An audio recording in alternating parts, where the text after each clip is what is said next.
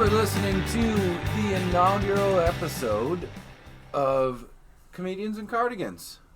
I'm your host, George, and today, for my first guest, I've got my good friend and hilarious comedian, and not the creator of American Horror Story, but also named Ryan Murphy. Thank you so much for having me. That's right. That is, I have to be honest, that is, we don't have a giant crowd here. That was actually me just putting my hands up to my mouth and going, You could have fooled me. I know. Such good. You didn't even see my hands next to my mouth. I was like, where did all these people sneak in from? Yeah. So, Ryan, in the future, I plan to surprise my guest with who we're talking about, but I've told you already. It is Sam Kinison, and Sam Kinison is a guy that's I remember him from my childhood. I remember my parents imitating him and stuff. He was a big figure back in those days. What did I got a couple years on you, but do you remember hearing about him, or do you know anything about him? What's your impression of Sam? So I like to think I know what his vibe was, that he was a very angry comedian, I guess, would be these big pops of energy. It was kind of the angry comedian, yes. At least one of the first ones. I wouldn't say I'm an expert on his history, but I've spoken to you about this before. My intro to comedy was listening to Pandora radio stations of comedians, and so he was the guy that would pop on. I'm sure I've gone on deep dives of comedians that performed on Carson, stuff like that. I'm sure I've come across him, but in my mind, I don't know a lot about his background. I couldn't tell you a specific joke of his. I'm more just that's yeah. But that's all.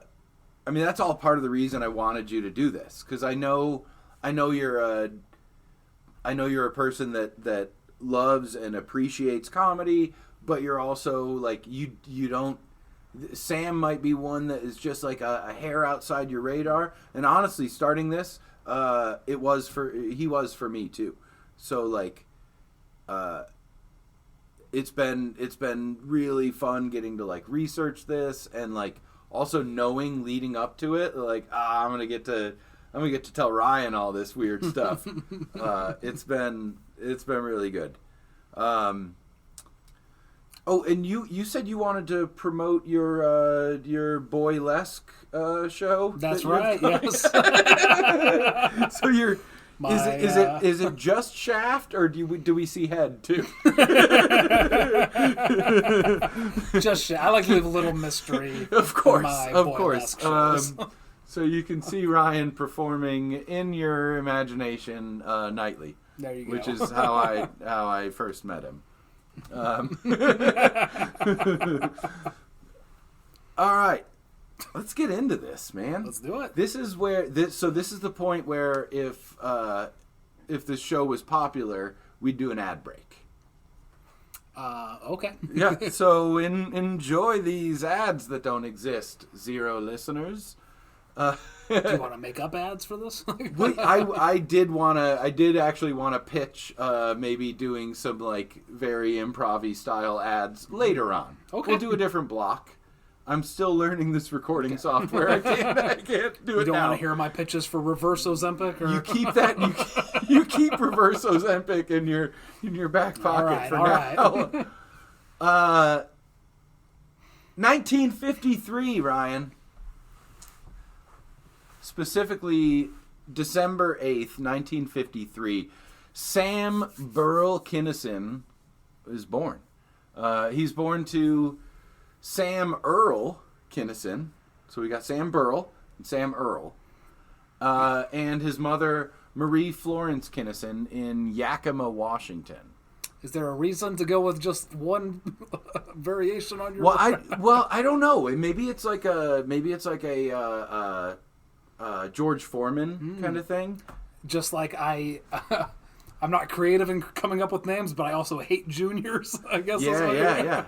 Well, look, as someone who is the third, I can't say I hate juniors because my father will be angry. And, like, if I have one listener, it might just be him.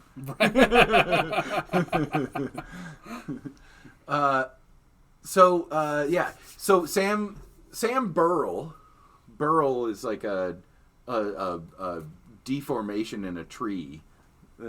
Oh, yeah. Have you ever seen like a tree with a big wart on the side? Right. Okay. That's a burl.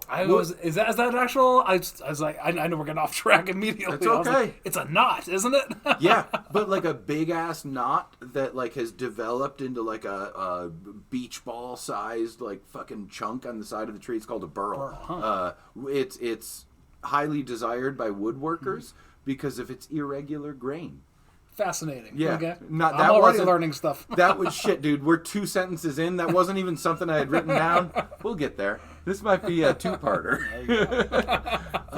So Sam Burrell, the Sam that is our subject today, was born to Sam Earl and Marie Florence Kinison in Yakima, Washington. And Sam Earl, well, I'll just go with Earl and Burrell while we're differentiating. I'm sure that won't be too hard because they sound totally different. Totally different. So Sam Earl was a Pentecostal preacher. That was his gig. And because of that, the family had to move around a lot, different congregations. Sometimes he was like radio preaching. Like it was a whole thing. Maybe a weird question. Why do preachers have to move so much? There are reasons for that. Okay. It usually it's child molestation. That's what I was going to say. I'm coming from a Catholic background. Yeah, same, dude. I also coming from a Catholic background and a Boy Scouts kind of world where like there's some. That Venn diagram might be a circle, kind of in the diddling kiddies. Let's not get into statistics here. Why are we're like 6 minutes in? No, it's fine.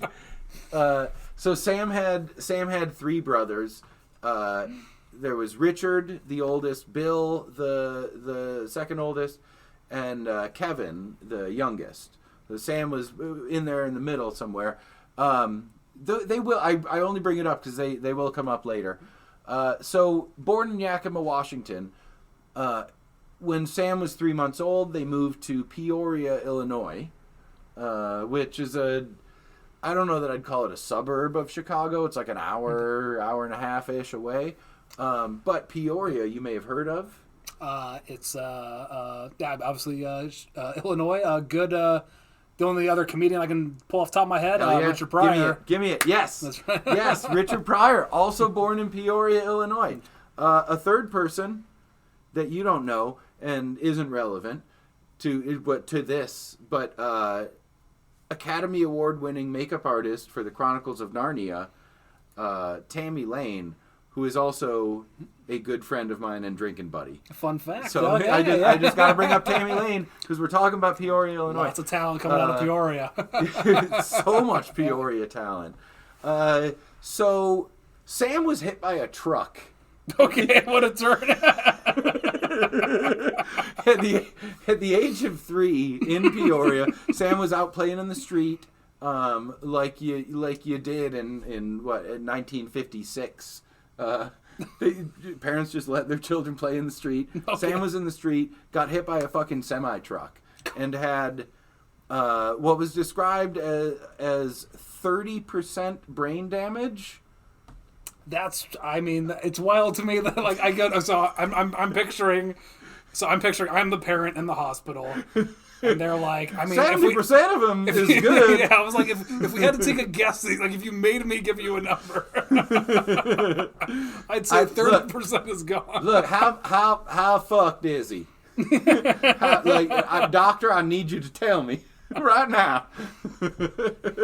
It's just wild. They just put a number on it. It's more just like if you had to identify like one third or so, or just a little less of his head that had been done fucked. Like we have a movie coming like what percent is Forrest Gump? Oh, Forrest Gump's got to be. He's either like 80 or 2. He's not, Forrest Gump is a genius or very much not. I got you, yeah. At least I guess more just like, I guess looking at how successful Sam Kinison, more just shocking how little of your brain you actually need. Yeah. For what he accomplished with just over 2/3, it is impressive. Another thing that the truck hit did to him, it would have. Again, I don't know where any of these doctors studied and where their diagnoses came from, but something about the brain damage was going to cause seizures, but after the age of 40. Something was going to kick in after Sam turned 40. Spoiler alert, Sam doesn't make it that far. But maybe this brain damage colors things later. I honestly don't necessarily know, but like I feel like it's just it is worth bringing up. Yeah. So after the truck hit, several years after, so in 1964, Sam's 11 years old. His parents divorce, and all right, are we having some kind of storm in LA? Yeah, apparently. I'm just bringing it up because it's loud, and also it's rain. It sounds like rain, and after the fucking whole city being on fire, thank whoever you believe in. But so yeah, Sam's parents get divorced, and you remember Sam's dad, Pentecostal preacher. Right. That's not cool. In that world, and that's why he has to change parishes. Got you. Exactly. That's why they moved so much. He kept divorcing and setting up new families. So obviously, like, that's gonna make an 11-year-old kid feel abandoned. It's gonna make him like resent the institution of marriage. It might make him want to be one of the most anti-marriage comedians that has ever existed. You never know, Ryan. You don't. No. Gosh, I wonder if that's going to come around later. Yeah, and we don't have a lot of history on Marie Florence, Mrs. Kinison, but she has a type. She remarries another preacher, and all right. They move to Tulsa, Oklahoma. Sam's living with them for a couple of years, trying to transition this new family life and stuff. Dad's basically gone, like out of the picture, but like only a few miles away at the time. And Sam doesn't really know this. He runs away from home at age 14, 1967. Sam runs away from home, and the only way that he's able to keep up the being on the lam is he's actually like secretly in contact with his dad. And like just giving him like letting him know like, oh, I'm okay, I'm riding trains or busking or whatever. That's kind of fascinating. So if I'm understanding right, so he's with his mom and stepdad. Yep. And he runs away, and the dad's basically just like, oh, that's hilarious. It's going to piss off your mother so much. Yeah. Oh, yeah. Oh, you're telling her you're where? Oh, that's perfect. Yeah. So, like, wait, let me, do you want to be Sam or Sam's dad? Do you want to be Burl or Earl here? Who are you excited to play? This is your... I want to be dad. Okay. I want to be Earl. Hey, Sam, your mother told me you ran away. That's right, Daddy. I'm hiding from Mama and the law. Oh, I used to have to hide all kinds of things from that woman. I respect you, boy. I knew you'd understand, Pa. Yeah, it's that Earl Burl connection. We're basically the same person. Earl Burl. Your grandfather's middle name was Whirl. Anyway, I need $200 for a Holiday Inn. Hey, I got you, little Burl. Woo! You're the Burl of my eye. I'm a party in Dallas tonight, Daddy. So after 2 years on the run, or almost 2 years, so he was 15. Sam is hitchhiking.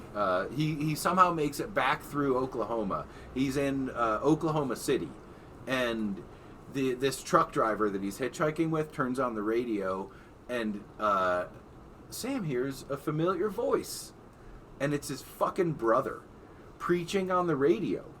With the stepdad had also had the radio station in the house. That was just the Pentecostal preacher way. If you couldn't do it in person, you could do it on air on some like crackly ass AM station, I'm sure. Fascinating. So Sam is like, hitchhiking with this truck driver, and he's like, I'm gonna turn on some gospel, and he turns the radio on, and it's Sam here, like, you have siblings, right? He goes, "Oh, this is my brother." You don't forget that voice. And the truck driver goes, "Oh, one of these hitchhikers." Yeah. Oh, great. Oh, cool. I'm gonna drop him off at the nearest Waffle House and be on my way. This one doesn't suck dick for nothing. So Sam hears his brothers. He gets let off at a payphone, calls the radio station, finds the address in Tulsa where the family now lives, and he gets the address and goes and like reunites with the family. Oh, it's a big, welcome back to the Lord, Sam Burrell. Very nice. And he starts preparing to become a preacher. I'm gonna try to plow through some of the Bible stuff here. Just so is this like I didn't realize you could be famous like on the radio sort of thing, or like do we know really? I wasn't able to find out like what was the driving thing that was like, oh, I'm gonna stop being a train hobo now, or whatever he might have been doing at 14, running away from home. I also get if you're living that life, so I also almost get like, oh, like almost anything, like, oh, I just talk to people. Absolutely. And I could have a half decent life. Yeah. Have any kind of I've spent, I don't want to get into me too much, but I've spent time like living outside and like performing for money to be able to eat, and like the smallest gesture, or like the smallest little connection of human interaction, like, man, you just latch onto that shit in a way that it's kind of like indescribable in other circumstances. You're just living off the land, and somebody throws you that little donut that what do they call it? Life preserver. Oh gosh! When you're on a boat. I thought you meant literally someone was feeding you a donut. You know like how you're a when duck. you know how when you're dying and people just treat you like waterfowl. You know that, right? You've been there. Who hasn't been treated like a sad goose in Echo Park? Yeah, so he. I was just picturing like a literal donut, and someo's feeding you like a bird. Yeah. Ryan, if you had any question as to how this was going so far, man, I think it's going great. Okay, yeah, good. Okay. So, Sam's preparing to become a preacher. He hears his older and younger brothers on the radio doing the fire and brimstone thing. So he goes to Pinecrest Bible Training Center, which is an interdenominational and uncredited 3-year Bible school founded in the late 60s in the middle of fucking nowhere, New York State. Which, not in the same middle of fucking nowhere, New York State, but I also grew up in a middle of fucking nowhere, middle of fucking nowhere, New York State, which is how I had it written here in the script. I mean, to be fair, I feel like there's New York City, and then the rest of it is just nowhere New York. Everybody calls it upstate. Everything else is upstate. But unless you meet someone from any of that other nebulous area of New York State, they will fight you to the death. We're like, well, I'm like northern central, and like I'm like upper Hudson Valley. I went to SUNY Cortland. Yeah. Have you heard of Lake George? Yeah. Or like Western New York is not upstate. We identify as Ohio close to Canada. There you go. So the Salisbury, New York. I'm sure it's just some other garbage middle of New York town. Nobody from Salisbury is ever going to listen to this, and if they do, I bet they agree with me. So it was a 3-year Bible school, but Sam dropped out after just one, and then went right back to Oklahoma and was preaching. He was preaching from like 1970 to 1978. So Sam is, and I want you to think about these ages that you were, from 17 to 24. How much of a person did you, like, I feel like at 17 we all start at one level, and then by 24, like, I was a completely different person at 24 than I was at 17. So like those are some formative years to figure out you don't want to be a Pentecostal preacher. I would agree. I mean, honestly, that if we're open up, that's almost like 24. I guess would be when I went to law school. Yeah. And then 3 years later, realizing maybe this isn't what I want to do. Maybe so jokes are better. Yeah. Pay is less, but you like yourself more. Yeah. How often do lawyers get to make fart jokes? Oh, none. Gosh, I might.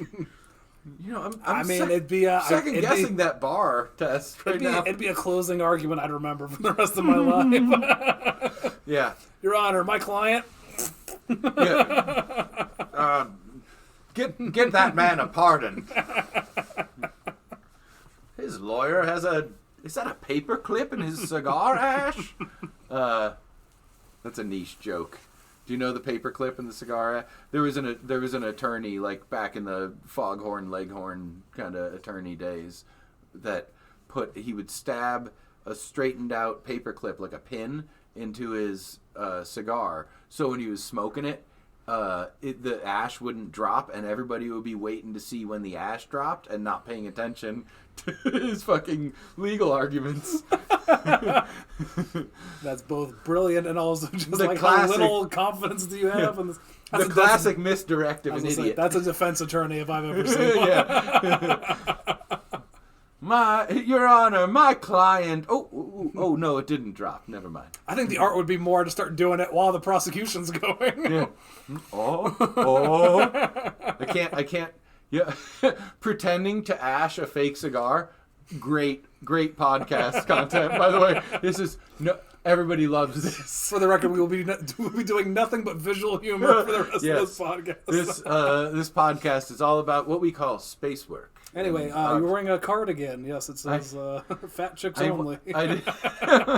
Only. Yeah, we're not inclusive here, but in the right direction. So Sam preached from 1970 to 1978. He was a long career. Okay. Wait, nope, I got those dates wrong. Okay. Wait, 17 to 24. So maybe it was 71 to 78. Okay. I don't know. 7 years, it's a long time, longer than I would have expected. I'll be honest, I proof skimmed. Okay. I didn't proofread on my sorry. So he dropped out of the Bible. So he basically was like 1 year. I know the Bible. I got this. It's like Jesus, and he did the wine thing. He walked on water, like at the end of being there. It's all good. So I read Matthew, Mark, Luke, and they're all the same. I gave up on Catholicism just before my confirmation, but I was an altar boy. I did, we believe in one God, the Father, the giver of light, all that. But I don't really know Pentecostal other than I think they're the people that like dance with snakes. Like they do the rattlesnake Okay, things. yeah. I think they speak in tongues, which is something you and I have both had to do in improv classes. So maybe we do understand. Yeah. I've had to imagine snakes around. But so it's but it is like a fire and brimstone kind of sect. You definitely see that in his comedy too. Yeah. Yeah, and that's how he learned how to yell. That's how he learned how to hold a crowd. But he would also be like cracking jokes while he was preaching. He was actually like banned from some churches for like, making too many jokes and not just like doing the word. So was he like a good preacher and like had a huge following, or was it like? It's interesting you bring that up, Ryan. He was not. Okay. He was by the standards of somebody that understands and appreciates the actual word of the Bible. He was a great preacher.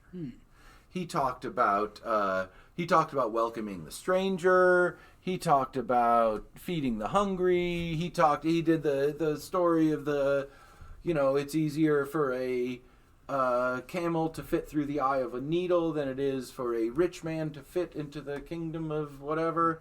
Heaven. Is that the one? Okay.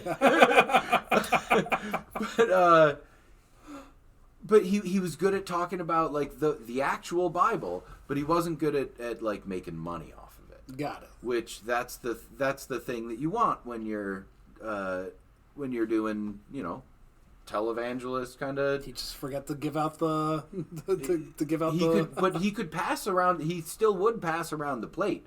The plate is like part of the thing. You gotta get the donations, the tithing, like that. Tithing is part of the Bible. Like, but he. So in what Sam would make in 1 year of preaching, his other brothers, Richard, his oldest, and Bill, the one directly above Sam,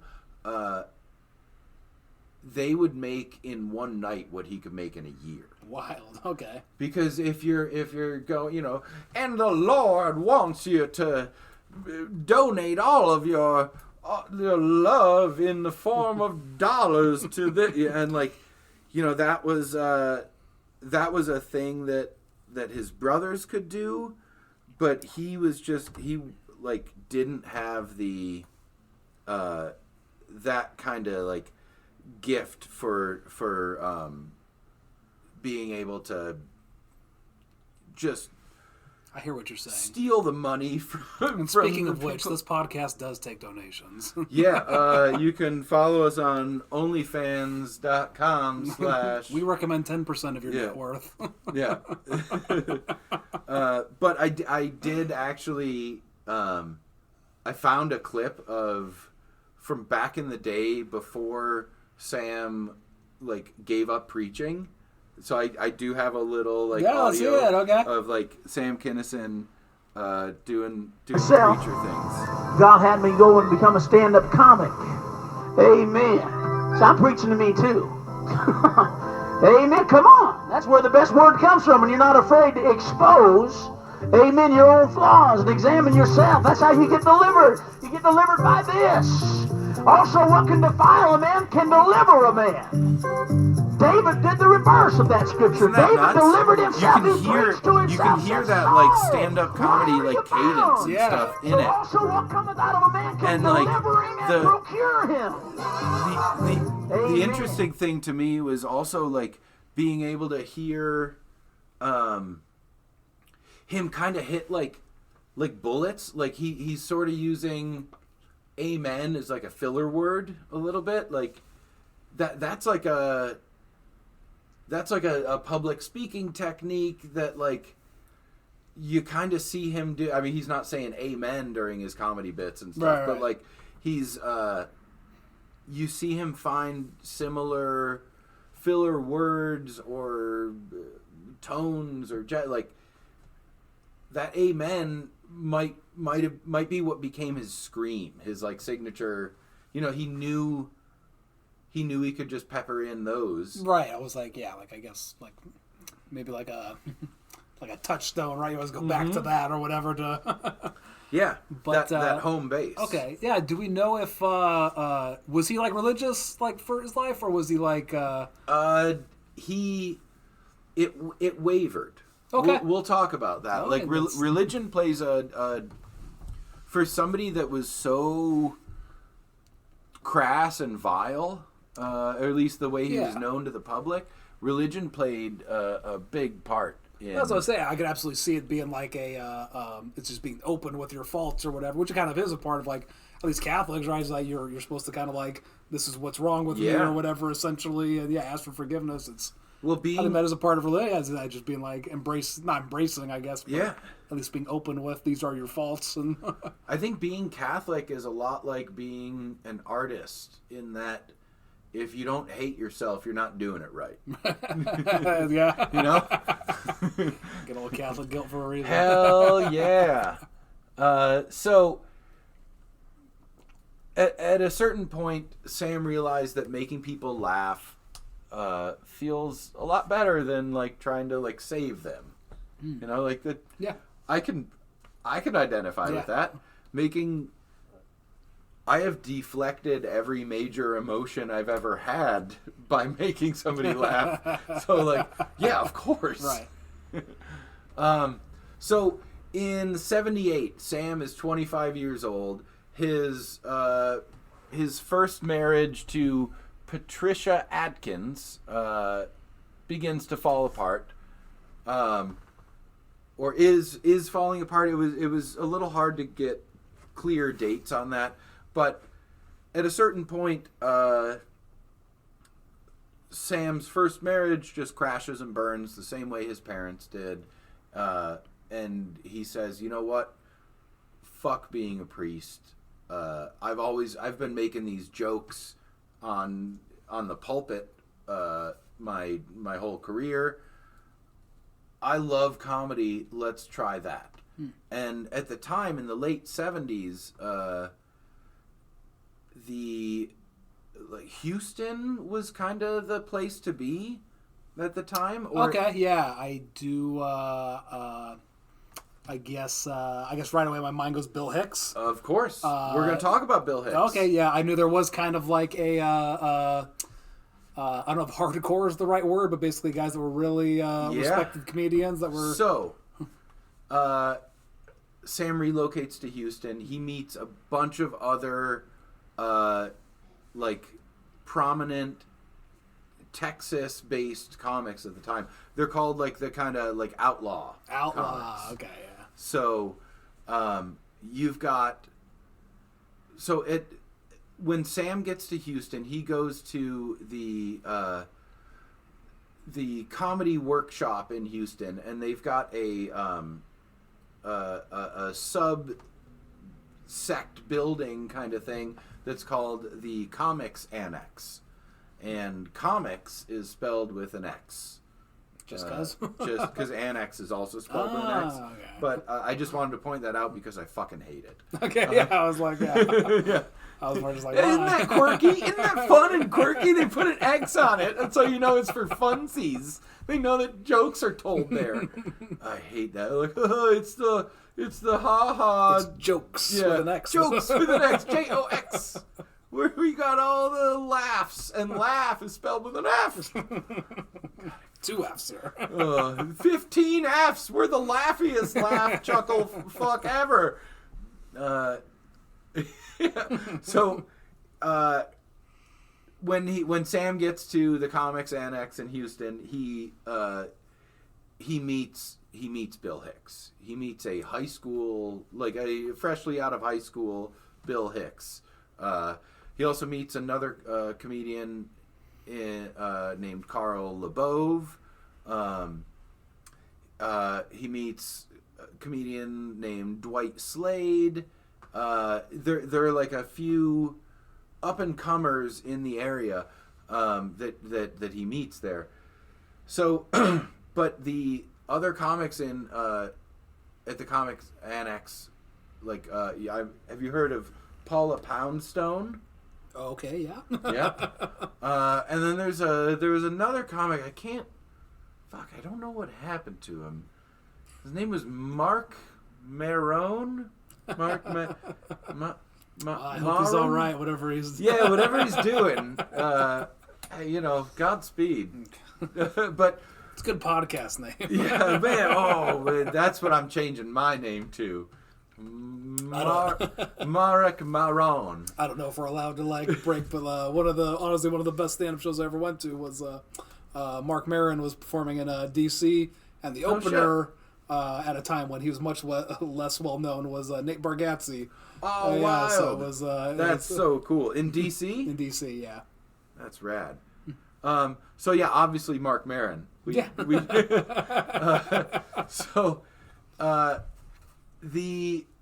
weren't counting dating Mark Maron. I was just like, is he that old? But so there was a high school outside of Houston where Bill Hicks, Carl LeBove, Dwight Slade, all these comics that came up with Sam in that Houston scene all went to the same high school in the same years. So I'm going to diverge for a second. You know who Alex Jones is? Yes, okay. The crazy conspiracy theorist, the guy who claimed that school shootings were all false flags and they were actors and that kind of thing. That guy,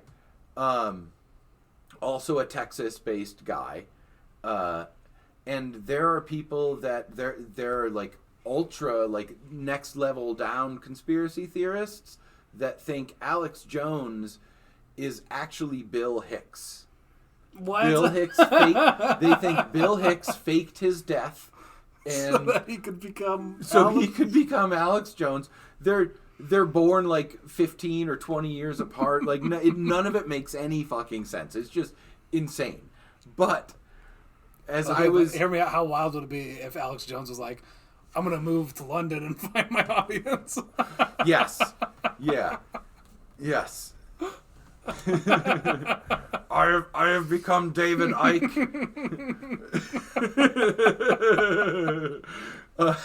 But so this Stratford High School in Houston that all these famous comics went to also had, so Bill Hicks went there. There was also another guy that went there named Kevin Booth, and there's no reason you should know that name. But Kevin Booth has produced a couple documentaries, some stuff around the Houston comedy scene. He produced stand-up specials for Doug Stanhope and Joe Rogan way back in the day. And again, I'm gonna just repeat. Went to high school with Bill Hicks. Mm-hmm. This Kevin Booth guy has also produced a bunch of conspiracy theory shit with Alex Jones. So the conspiracy theorists have to be losing their fucking minds if they find this out. That he knew Bill Hicks and Alex Jones? It can't be! Tell us the truth, Kevin. Tell us the truth, Kevin Booth.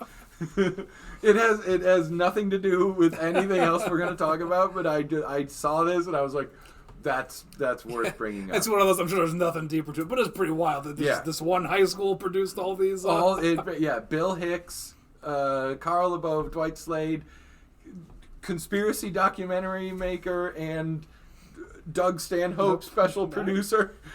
I respect Stanhope as a comedian, also, for what it's worth. yeah, I do too. I remember when him and Rogan that took over the Man Show? Did they? Oh, I didn't even know that. Okay. Doug Stanhope and I just anyone that just comedian. Has a dark sense of humor and doesn't let the audience talk them out of it. Yeah.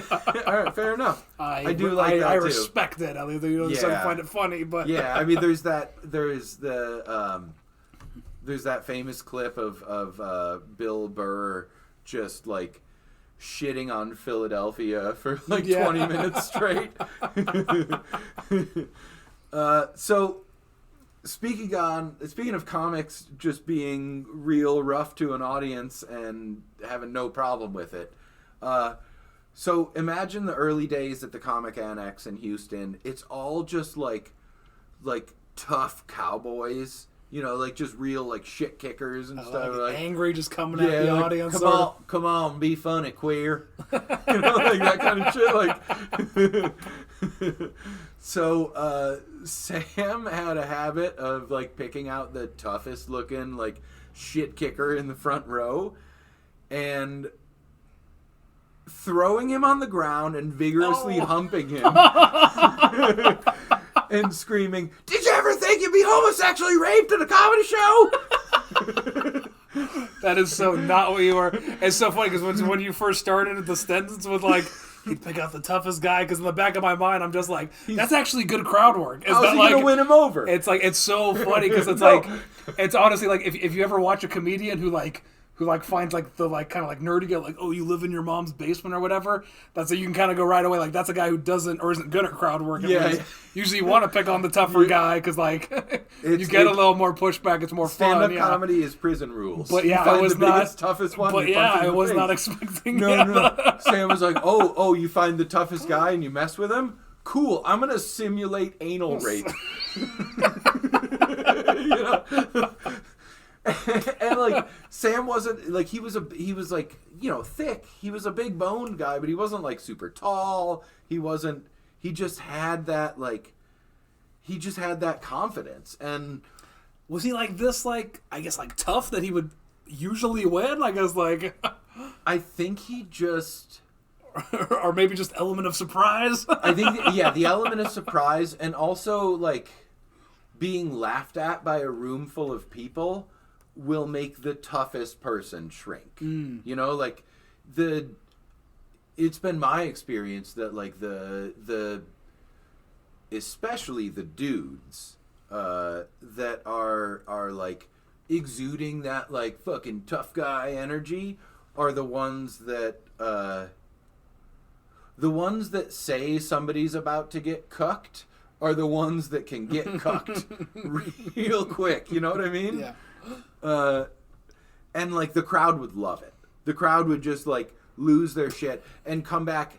Like they came back every week to see who the next like guy would rape victim was gonna be, basically. And like this had to be like a closer, right? I can't imagine a set where you pretend to hump a guy and like, anyway, so airlines. Right? I didn't even think of that. I would assume that's a closer, but the way because I got a lot of this info from this like lost HBO documentary from like '98 that I found on him. Okay. And it was talked about like it was his opener.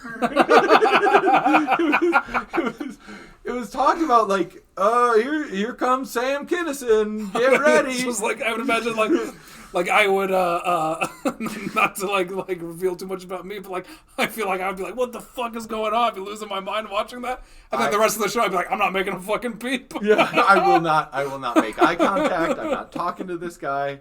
Oh, I'm so glad I sat 3 rows back. Yeah, I'm just stay out of the splash zone. Oh my gosh, So can we go see Gallagher instead? Like, I'd rather get covered in watermelon than joke semen. Fuck yeah. Like a powerhouse, just a rock and roll experience from right out the gate. And like there were other comics like seeing him like in these early days, because like Houston in the early 80s was, you know, that was like I guess one of the spots where you would go. Yeah, so I don't want to I believe I'm not like a huge I guess comedy club historian, but I believe 80s would have been like the comedy boom sort of era. It was where basically all these cities kind of like opened up clubs that these guys that were on TV would tour at and whatever. Mm-hmm. At a certain point, and no one knows if this is correlated, but there was a drug that became real popular that made a lot of people want to talk loudly and be listened to by large groups of other people. I can't put my finger on it. Was it cocaine? I think it was. Okay. I've never heard of Yeah, this. no, we'll see. Hopefully, it never comes back in this story. I trust our good Sam to stay away. Yeah, no. He was a Pentecostal preacher. We can't, So, only 3 months into doing stand-up, fucking Rodney Dangerfield sees him. And this is early 80s. This is the height of the Dangerfield. Like he reinvented how to like craft a joke.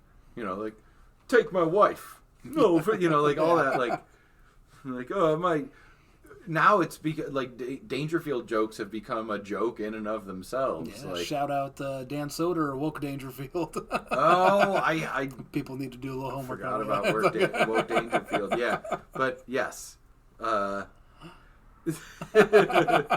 Dangerfield comes up a lot in this. Actually, Dangerfield's going to come up a lot in this whole podcast. Okay.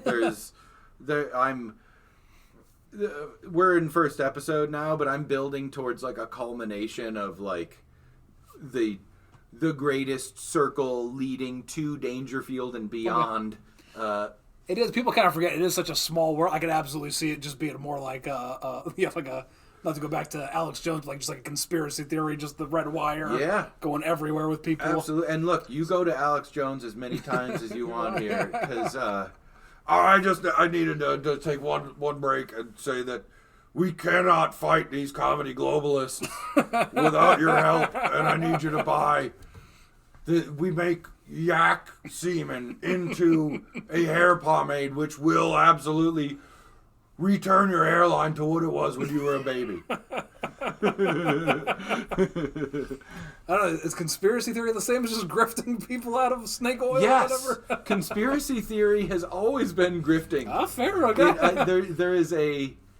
There is a direct pipeline to, hey, don't believe what they tell you, buy my shit, and then if you go a little further, it's like, the Jews control everything. Okay. Like you can't. It is a fucking streamline into like, here's how we hate George Soros. It's just I don't want the Jews to have my money. You take it. Well, thank you so much. I'm gonna keep your money from the secret cabal of everyone that runs everything. I'm going to have to listen back just to see if that part gets cut. I don't think anything's getting cut, my man. I've been holding my farts.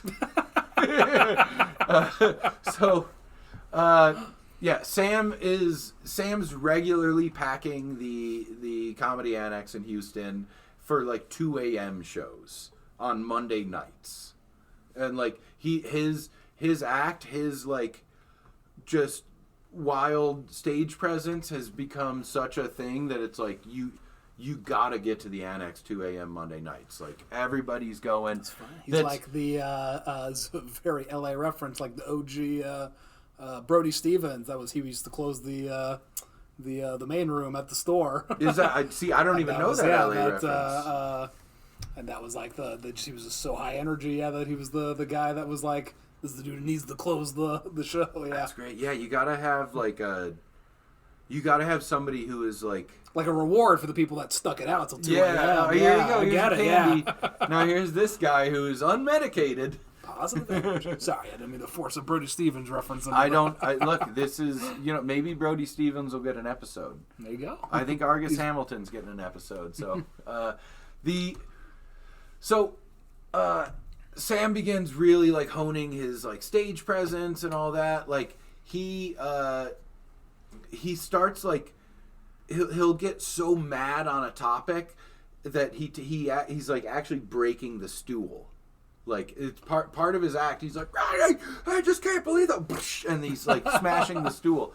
And at one show, and you've seen stools and chairs and stuff that are like the stage pieces at clubs and stuff. They're not the best quality. Right. They've also been around for a while. It doesn't take much. If you wanted to break one, you could break it like toothpicks if you really tried. So it became like a part of his thing. one night at the Annex he broke one, and the audience was like, "Hell yeah, it's angry time! Let's all break our chairs." I love this. So they start they start breaking their chairs, and like I guess the artistic director, the guy he wasn't really the owner of the Annex, but he was like the main guy. His name was Steve Moore. He runs out and like ends the show. I was really hoping you were like, he broke his chairs. He came out with a handful of chairs. That guy's not a comic. He's got a yeah. He was like, "Is this how you do it?" And no, he was the fun police. He fucking shut down the show and banned Sam from the club that night. And this is the place where Sam has like made his name, and this is like his home. It's like his Bethlehem, as to use a biblical reference. I got you. Yeah. So the next weekend, Sam stages a protest, a one-man protest that's just him, and he's just outside the club breaking chairs. Well, across the street from the club is I couldn't find out exactly what kind of convenience store it was. But it was like a 7-Eleven or like a... Immediately what my mind went to. One of the... Maybe like a Texas-based one. I don't know. What do they have? Like a Buc-ee's? Ooh, I love Buc-ee's. Yeah, it's a great pull, actually, yeah. My mind wasn't going there, but yeah, Buc-ee's is the way to go. But they... For the record, Buc-ee's is like... It's like if 7-Eleven gas station. It's like if 7-Eleven was a Costco, I guess would be the big ups to Buc-ee's for sure. Buc-ee's though, yeah. But so Sam wearing only a diaper. Okay. Yep. I'll shut up and listen for a second. Chains himself in a crucifixion kind of pose onto the 7-Eleven sign across the street from the Comedy Annex, to just show how persecuted he is.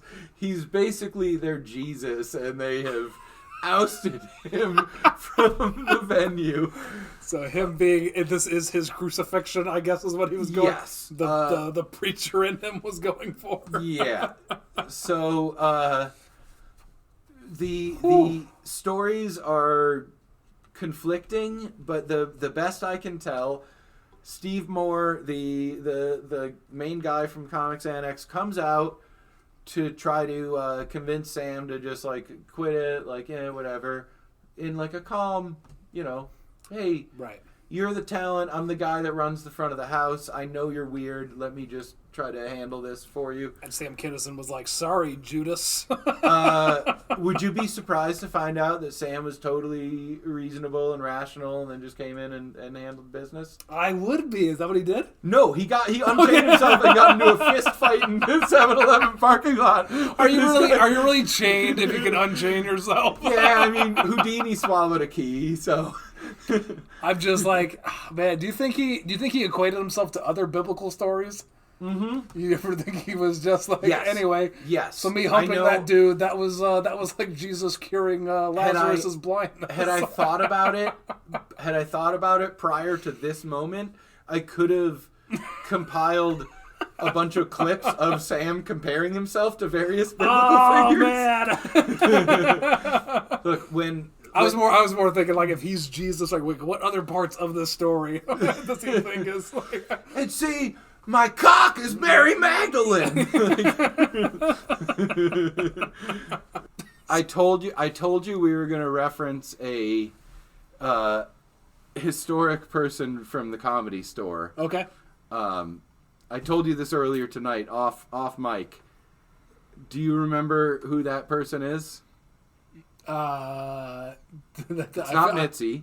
I feel like we've said a couple. Not Argus? It's Argus. Argus. It is Argus. Okay. The one and only Argus Hamilton, who is as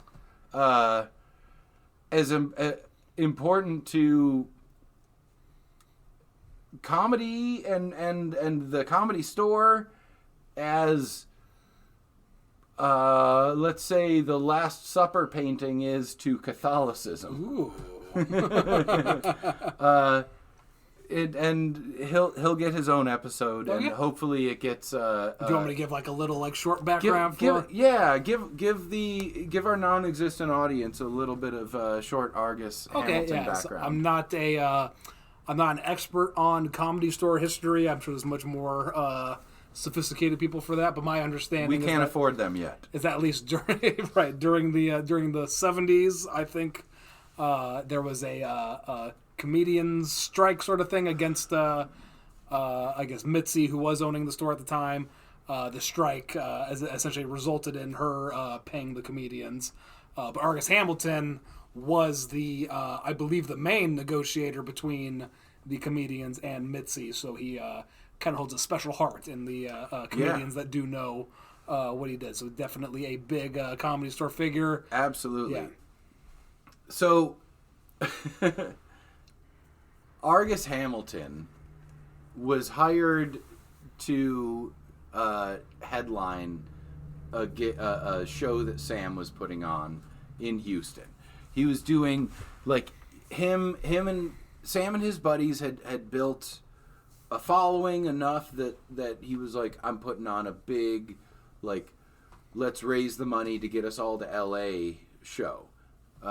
And it was the Outlaws of Comedy show. That's I think where the name like comedy, the Outlaws of Comedy. I know a lot of the Houston comics refer to them, I guess. Yes, they were all we're cowboys. We're comedy cowboys. Look at our chaps. Right. And our butts are hanging out.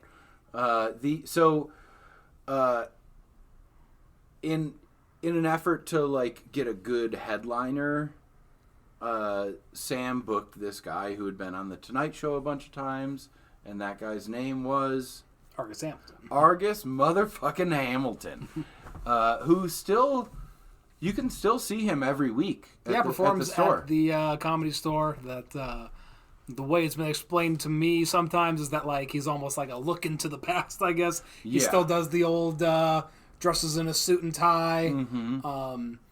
A lot of, I guess, like one-liner jokes would be the way. Yeah. Very traditional joke teller. So that's what it's explained to me, is that he's almost like a look into what the store was like in the past.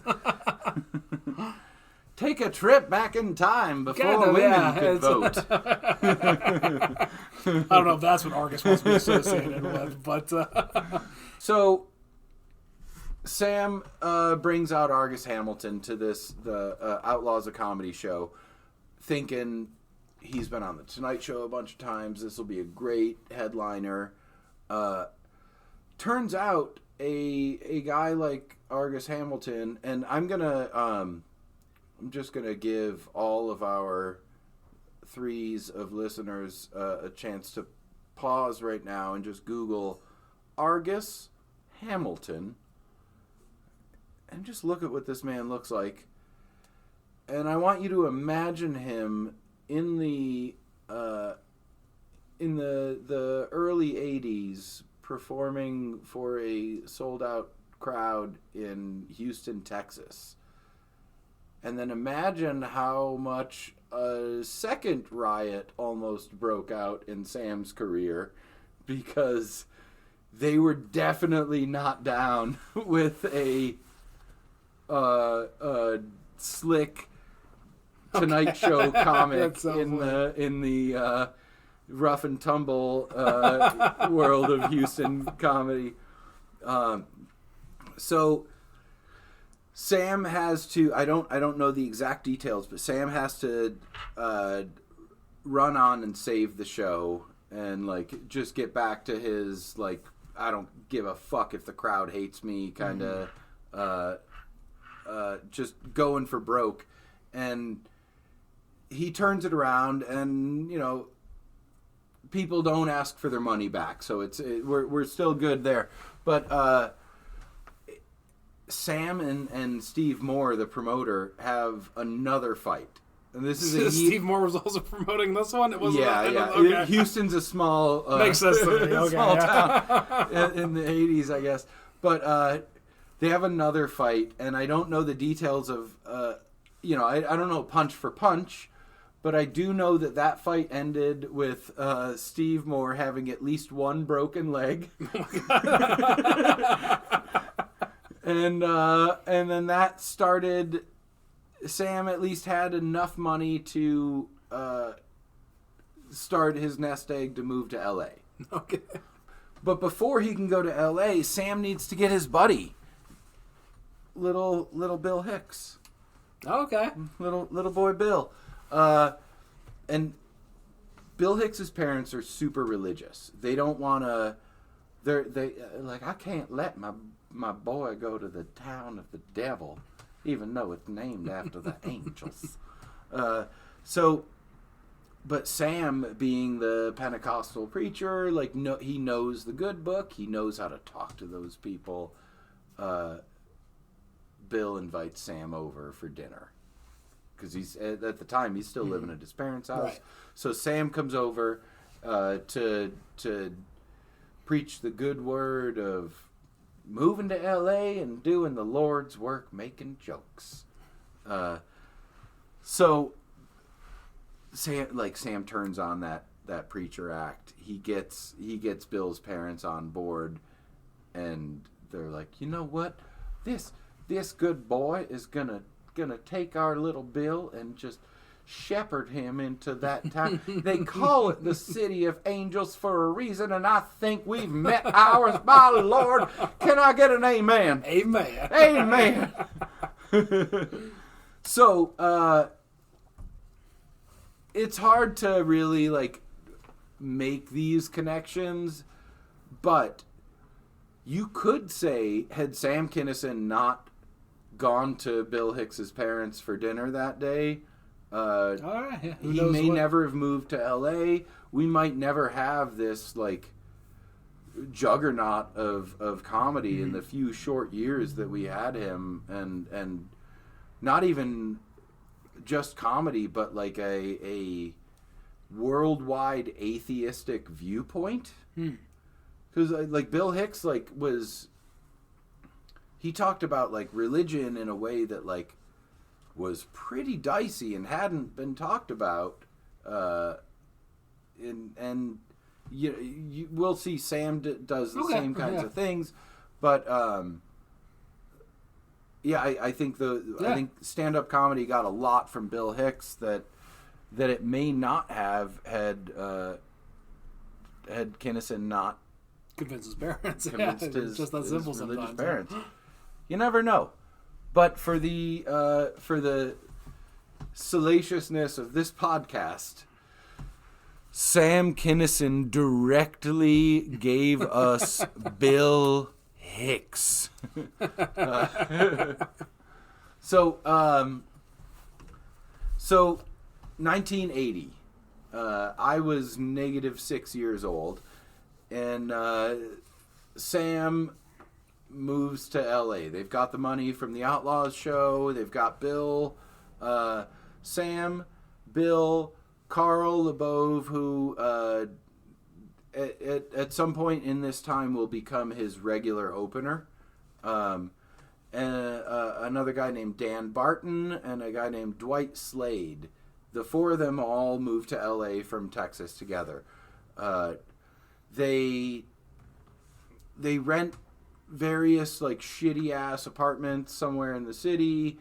Sam gets a job as a doorman at the store, and he was called the Screaming Doorman by most people there.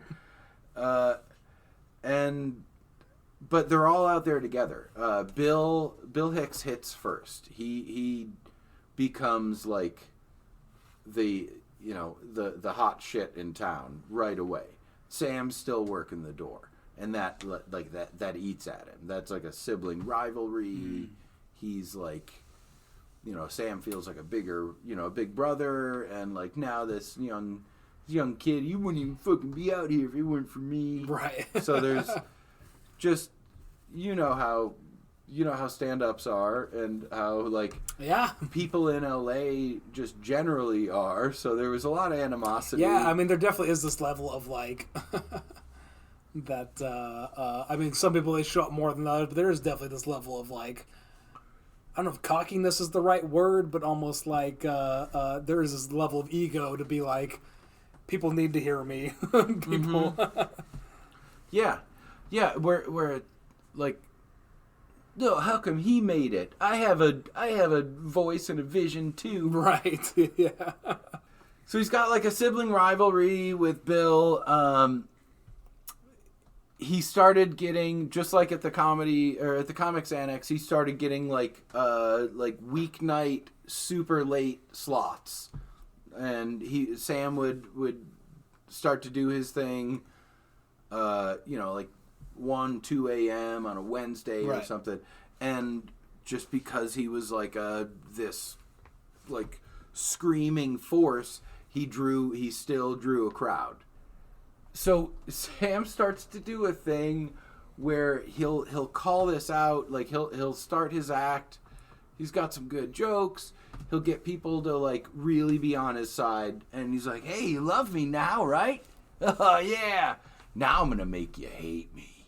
Okay. and he would just start like fucking with them, or like saying like some of the most like offensive shit you Any could think of. specifics they or just like, I don't. Okay, no worries. I regret not having any, but I mean, think about like the cowboy humping and stuff. Yeah, like that was his absolutely, introduction, and like he could just. I think he would go a lot with like just like volume and intensity, because you can hit that as a punch to make it like to make it great.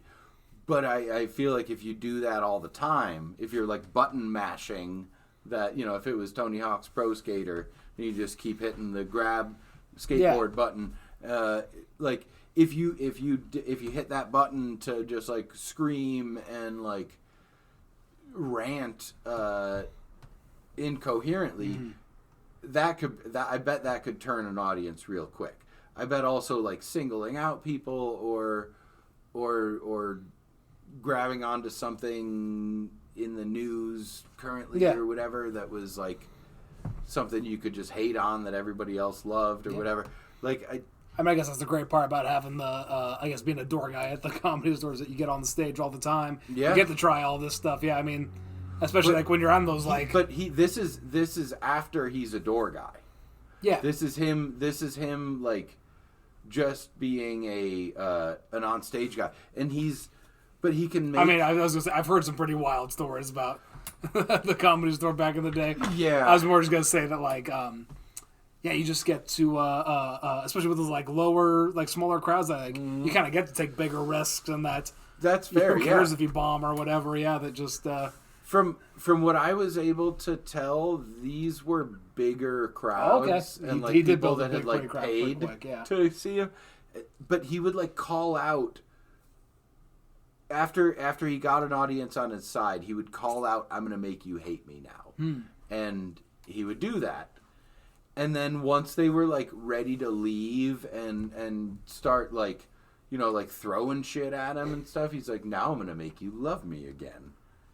And he would go back into like some of the bits that could just immediately grab people, like those like tried and true ones that you had. You like your I still laugh about you getting a hand job from your mom's best friend. Which sounds impressive until you find out that I'm my mom's best friend. That's a good one. I like it. It's so good. But like those tried and true, like so he would go back to those good ones, and while I think I'm my mom's best friend is a great joke, they were Sam Kinison level tried and true bits. Yeah. So he could get him like that, man, and to be able to,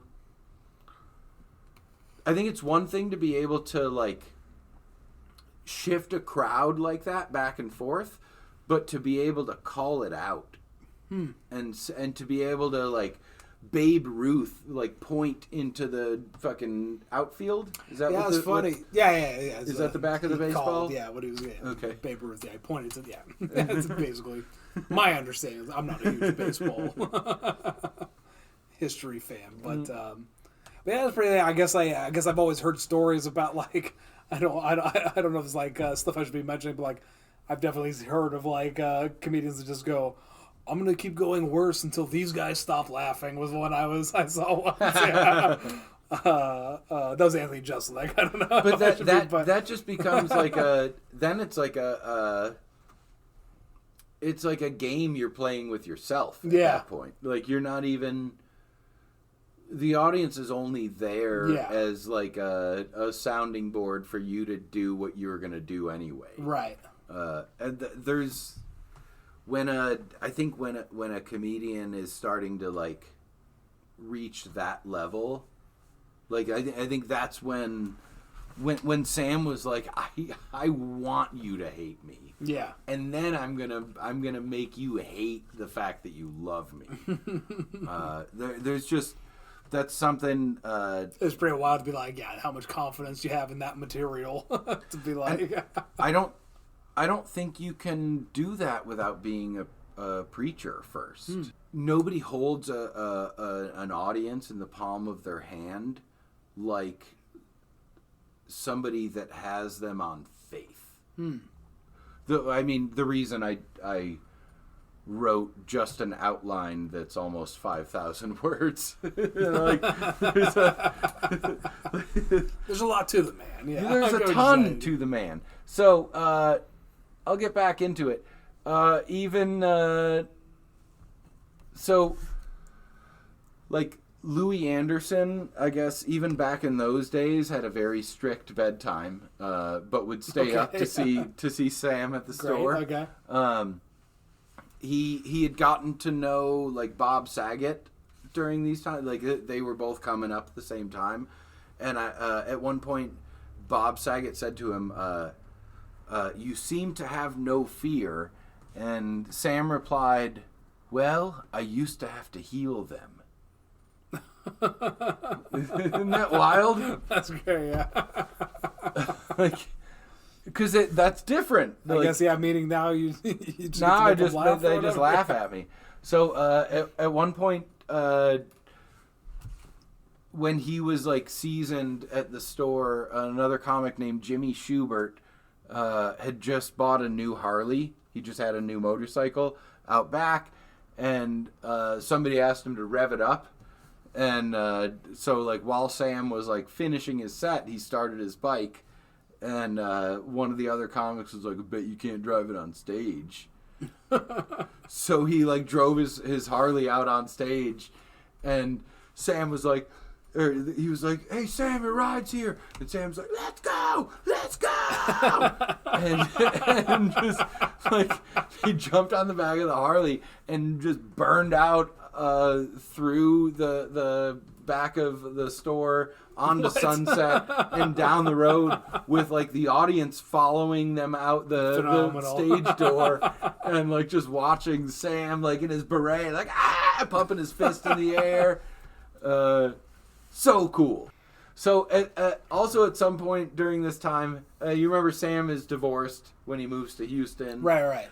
He gets married again. Of course. Another woman named Terry Mars. He's a good Christian, yes.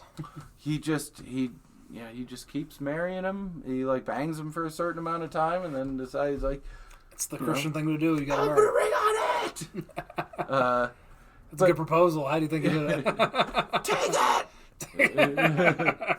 All right, fine. But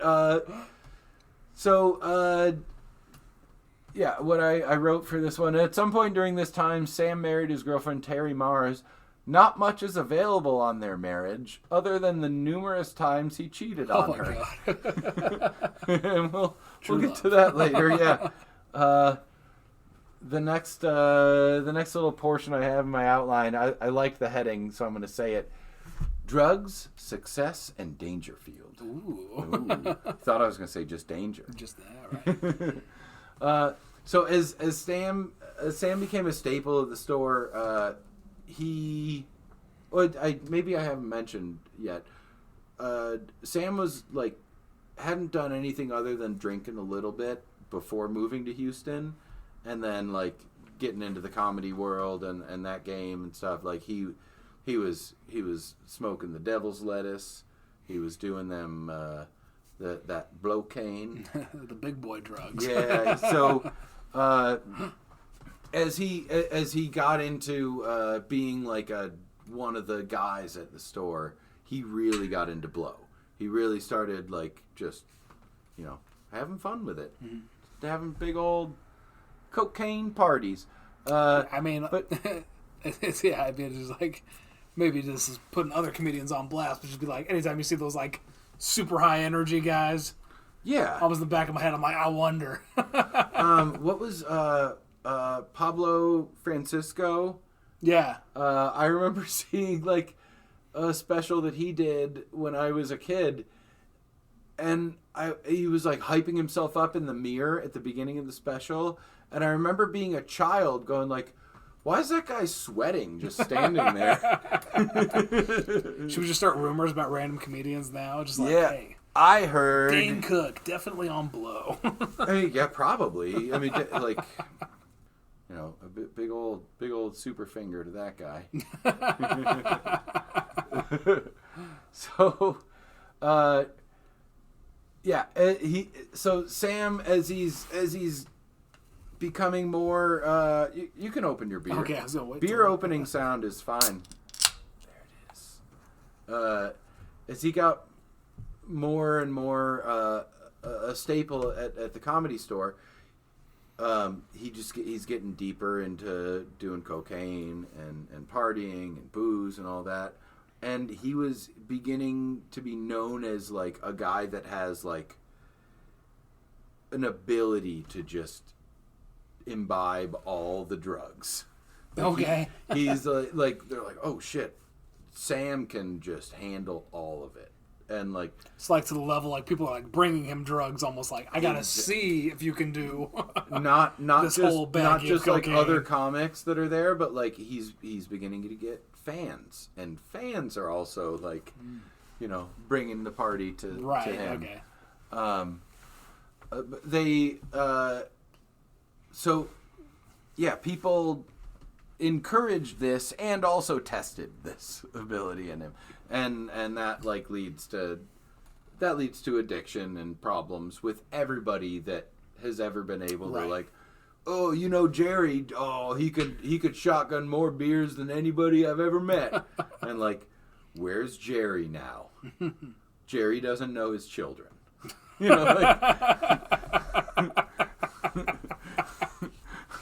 That's all of your college buddies. They all hate their children. We've all got a Jerry in our lives.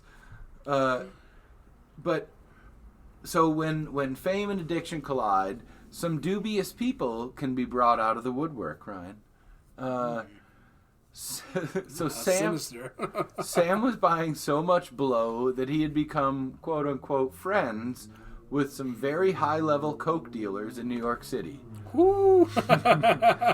Which usually not a great way to go. So these mob-connected dealers wanted very badly to manage Sam's comedy career. What? They're like, you're hanging out here all the time. You should let us be your manager. Right. We let us get a cut. We can give you discounts on the blow. You give us a little extra on your Vegas shows, like that kind of deal. We get 15% of any cocaine fans give you. Yeah, but so Sam is like, yeah, oh yeah, totally. We could talk about this maybe tomorrow or whatever. And he does this for a while with these guys, like leading them on, trying to be just friends. taking free cocaine from them while they're thinking free or discounted, or just like having his bumps while he's there buying some other way. Like he is benefiting from this situation and stringing them along in hopes that they might be part of his like business. And but Sam's older brother Bill, he was also a preacher. Right. One of the guys you heard on the radio in Tulsa, has at this point become Sam's manager. And like they've been working together since Sam needed a manager, basically. Like his brother was always there for him. And his brother wasn't going to stop being his manager and get traded for these coke dealers. Right. So Sam was like, guys, I think I might just want to buy the cocaine and not involve you in my comedy career. I'm sure they took it very professionally. And Yeah, you would think. So they beat the fuck out of Sam. Good God. They like beat him bloody, and so Sam gets back to his hotel or wherever he's staying while he's doing shows in New York and trying to get Blowcane from the. I love Blowcane. I love a great the term. word, yeah. It's a fun one. So he gets back to his hotel or wherever he's staying, and calls his brother Bill, and it's like these coke dealer mafia guys just beat the shit out of me. I don't know what to do. I'm scared. I need to get out of New York. And Bill's like, does his brother already know about the cocaine issues? Or was it like, his brother was like helping him. He was like, oh, you. Part of me was hoping it was sort of like, gosh, these coke dealers, I don't even know why they're mad at me. Yeah, no, his brother was like, oh, I can't believe Rick and Steve beat you up or whatever these guys' names were. But no, Bill, his brother, was like, okay, well, glad you're safe. I actually just got off the phone with Rodney Dangerfield. He wants to book you on his Young Comedians HBO special. Okay. Which was like a huge special. It had broke a bunch of people's careers and stuff. And Sam was like, well, I just got the shit kicked out of me. I'm going to be bruised for a few weeks at least. So I don't know that I can, like, when does he want to shoot it? So Bill calls Rodney back and tells him what happened. And Rodney's like, who was it that beat him up?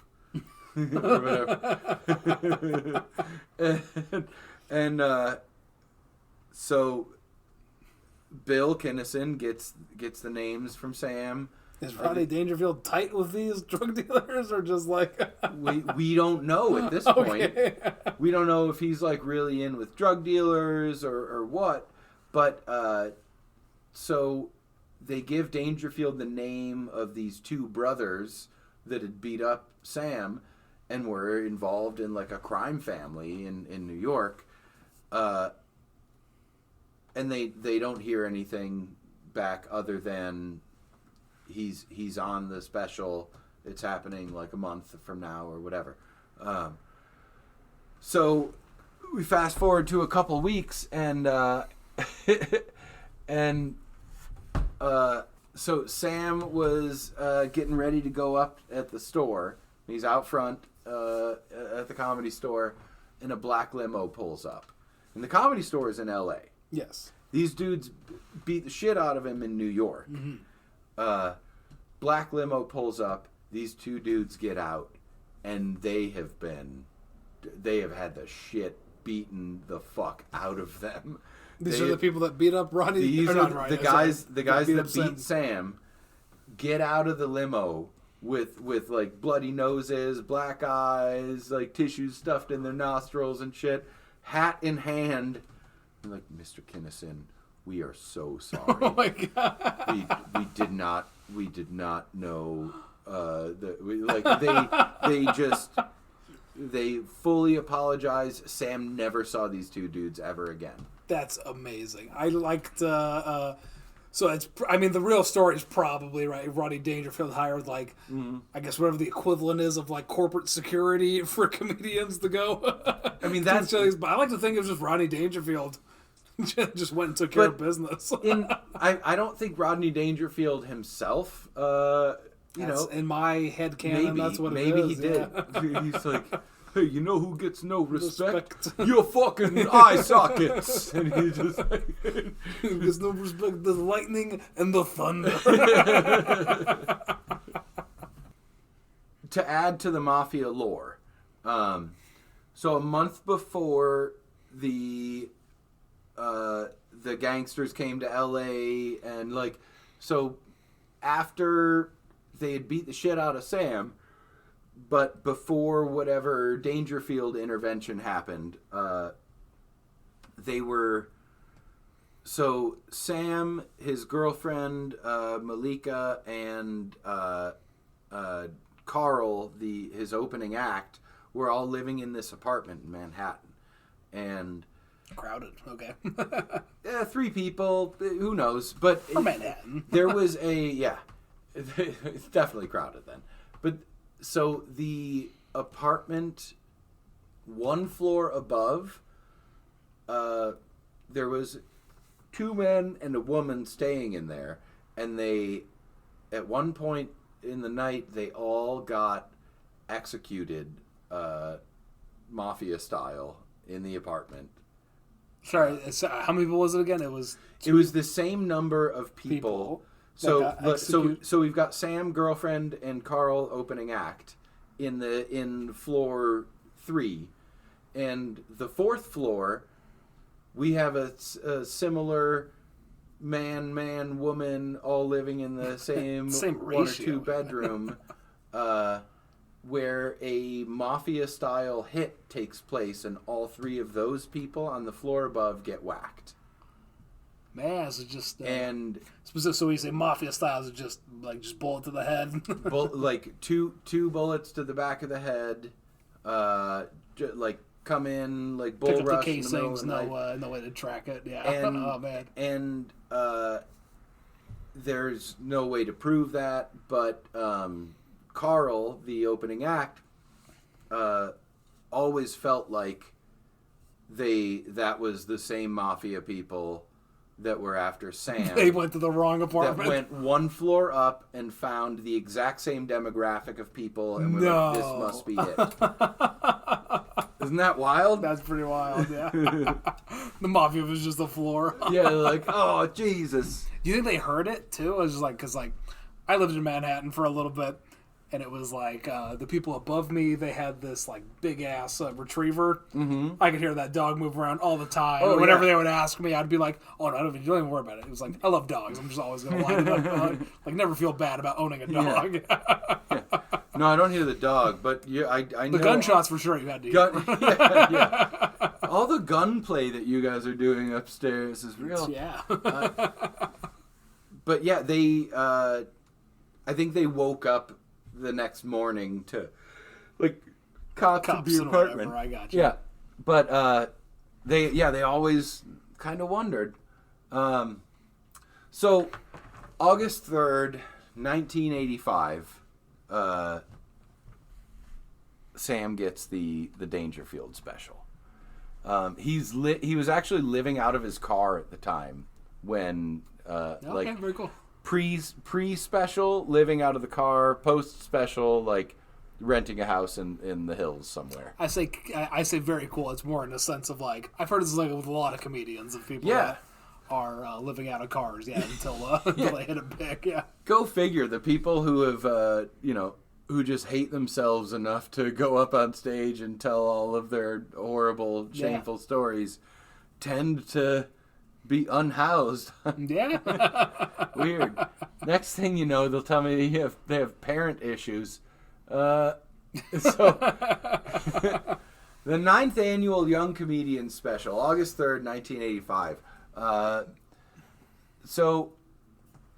Since Sam had been in L.A. since 1980, this special had kickstarted a bunch of comedians' careers. I'm going to list a bunch of them. Bill Maher, Stephen Wright, Jerry Seinfeld, Richard Lewis, and Paul Rubens had all been, prior to Sam, all great choice. Yeah, great comedians. I was going to say a special shout out to Stephen Wright. Oh my God, Stephen Wright, my personal favorite. I love an understated comic. Back to those one-liners, man. Yeah. But he, so that was all the people in the years before him. So he gets booked on this, and he's like, shit, this is this might be my actual chance to break out. But on the 85 special, he also had Rita Rudner, Okay. Louis Anderson, who I mentioned before, Regis Philbin, and then someone who I believe you've seen perform live, Yakov Smirnov. That's right. Yeah, I have seen. Yeah. So he still performs comedy. and he does, and you know who doesn't still perform comedy, but was also on that show was Bob Saget. Really? Yeah. A lot of competition. I like it. Yeah. So we got Bob Saget, Yakov Smirnov, Rita Rudner, Regis fucking Philbin before he was, you know, a TV host, Go Irish. and Louis Anderson. But yeah. So you saw Yakov perform live. Was he still doing the? No. In Soviet Russia. If you see him, I saw him at the store a couple of years ago. If you see him today, I mean, like maybe I haven't seen him at his theater in Branson or anything, but at least in the little short set I saw, he's more just talking about like his life and stories. He just like a super smart guy. Like I don't think a lot of people know this about, but like he has like a master's in psychology, I think, from some Ivy League university. That I didn't know that. He is like a crazy smart guy in his own right. But that's a character. Like Yeah. he crafted such a for that time, for the you know, kind of end of the Cold War Yeah, absolutely. and stuff, like for him to be a, you know, like is he Russian or like somewhere in that I guess I just always assumed, yeah, like to Soviet double bloc check, kind yeah. of but to be able to get like an American audience on your side Yeah. in the prolific way that he did, like that's not nothing. What occurred next is arguably the most iconic set that had ever and would ever take place at that special. So the Young Comic special broke careers of people like Robin Williams, and like just to push to like even farther, like Judd Apatow in the mid 90s. Like the young comedian special was like huge, but even today people still talk about like the 6 minutes that Sam did in '85. It's Wow. like the to go from unknown to This is like giving me homework. I need to go like look up this set apparently. it's a good set, and I'm gonna play a little bit of it. What's your name? Michael? Well, Michael, if you ever think about getting married, if you ever think you've met the right woman, you want to settle down, change your life, you do me a favor, Mike? Remember this face.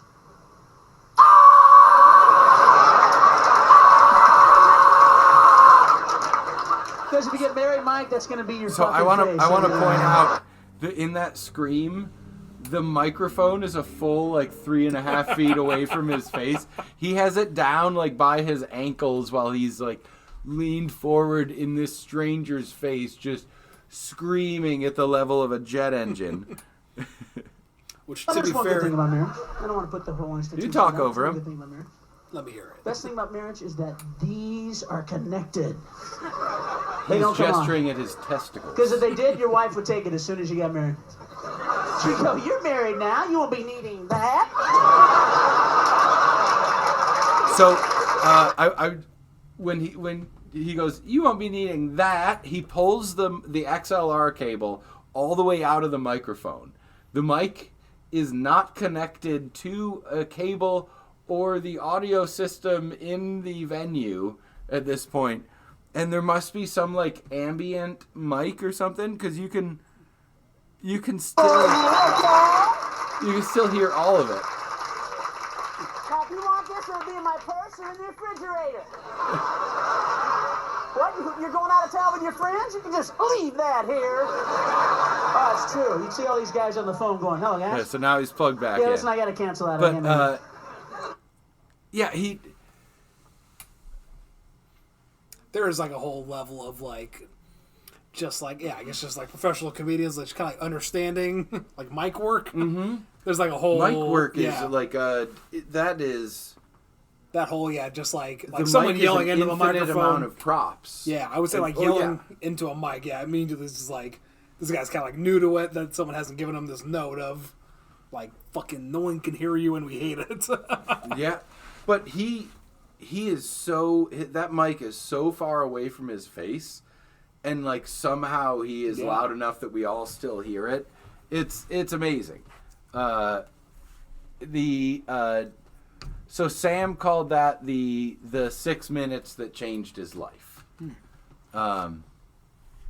So that was in. So that the majority of the 6 minutes was marriage. A lot of hating on marriage and hating on women, and but given his background, I guess is a little understandable. Yeah. So, but comics didn't really do that kind of like visceral, like I'm in hell kind of stuff. Like it's almost like a trope now. But before Sam, they didn't have that, like they weren't having that much of like raw emotion about marriage or partnership or kind of anything really. Okay, yeah. You know, so like, it's more. Yeah, I guess I'm thinking more like Henny Young, almost like a very matter of fact.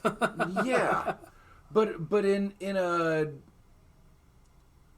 such like an unhinged rock and roll kind of way. Yeah. And that like that keeps coming in the rest of his life. Like, so 3 months after he did the Dangerfield special, he booked Letterman for the first time. And Letterman said on his first appearance, we're in for something now, folks. My next guest is making network television debut tonight, and we believe it's long overdue. He's one of the strangest and most original comedians working today. Brace yourself. And I'm not kidding. Yeah. Please welcome Sam Kinison. That's a very Letterman introduction. Yeah, I can absolutely see him doing that. And was my impression just spot on? Did you think he was here with you? Oh, yes, absolutely. I thought you were playing the video. What? I do have a beard. I just don't. It's got to get whiter before I look like fucking Bakersfield Santa Claus like him. So he did in. Just from November, so November 14th was his first Letterman, and it's, I don't have clips from it. It's not worth me recounting, but it is worth going to watch. It's just okay. It's just like well performed, well dialed in. Like, it's what you would want for your first Letterman set. Well-crafted, well-performed comedy. Exactly. Okay. And it was exactly Sam. It was wild. It was loud. It was intense. So. And for what it's worth, I don't think that's a bad thing for a comedy history podcast to be like. Go get it. Yeah, here's a little bit of homework. I don't know if this is me being presumptuous, but just like. Put some links in the. I will as soon as I learn how to list an episode. There you go. And copy and paste a link. I will put them in there. There you go. But the good. Thank you. I appreciate you. Live notes I'm giving you on your podcast. You're reinforcing my laziness, which I like in a friend. So, November 14th was the first one. January 27th. So what's that, like 3 months later? No. 14th to the almost 2.5 months later. He's on Letterman again. And back by popular demand. Yeah, Letterman goes, he made his network television debut on this program a few months back. And we're just now recovering from the initial shock. And here are 10 reasons why I feel... No, I'm just kidding. And he goes, now if you're brave enough, he can be seen in person this week at Caroline's right here in Manhattan.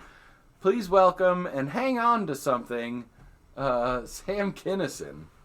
And I have one more clip that I was planning on bringing up in advance of me showing As a matter of fact, I think I have the answer. Now I it's spent here. a lot of time working it out. And Talking about world if hunger. you want to stop world hunger, stop sending them food.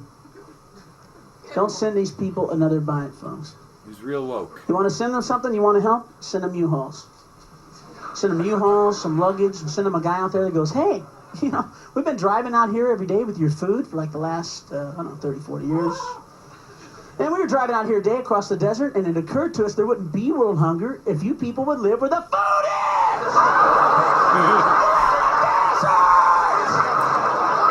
You live in a fucking desert! Nothing grows out here! Nothing's gonna grow out here! You see this? Huh? See this? This is sand. Yeah. It's sand. You know it's gonna be 100 years from now, huh? It's gonna be sand!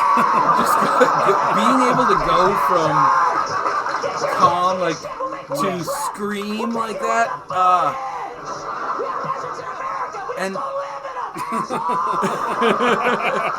and like, God, there's so much to be said for, like,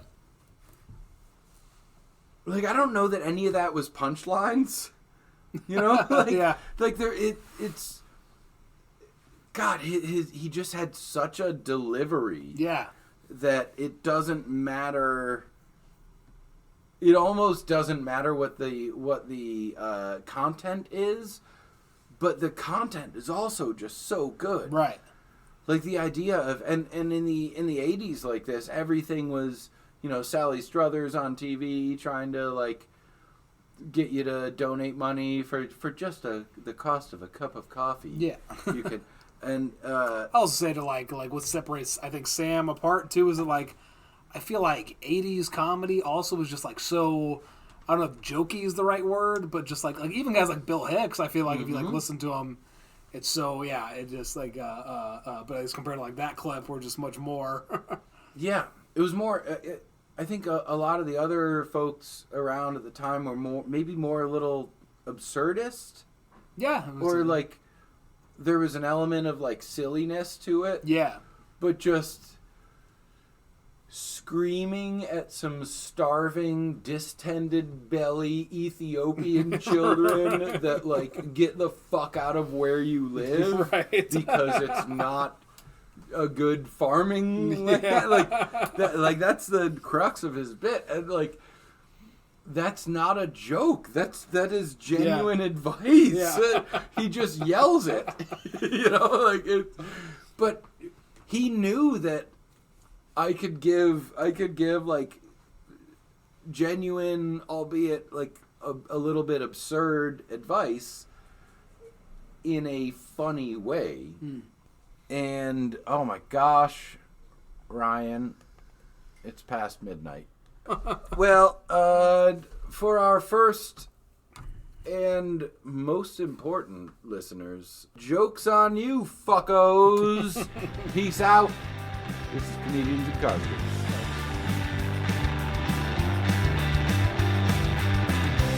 Be sure to follow along for part 2 of our Sam Kinison series coming soon.